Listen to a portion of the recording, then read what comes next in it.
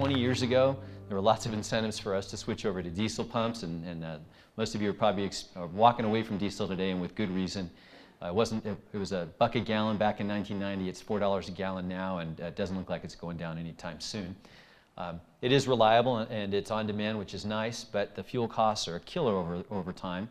And in California, the NOx emissions are forcing a lot of folks to either replace diesel or to run it selectively because they're under emissions control mandates. I think that the trap I see a lot of people falling into when they look at replacing a diesel engine with another diesel or a more efficient diesel engine is they tend to take a much too short a time horizon view of that investment.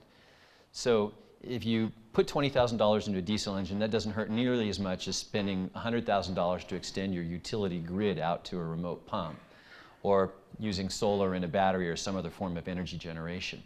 But if you look at the lifetime fuel costs, we did an analysis for an almond grower in the Central Valley. The lifetime fuel costs of his 100 horsepower diesel pump were close to $3 million, right? As opposed to, I think, $500,000 for extending the grid line out. And that's the capital cost of moving the grid plus the energy cost over time, and less for a solar supplemented grid connection. And that research was corroborated by some studies done by Kansas State University. You can find a fuel cost estimator on the web created by Kansas State University, and when you put standard assumptions in for irrigation fuel costs, you're going to find something like what we see here.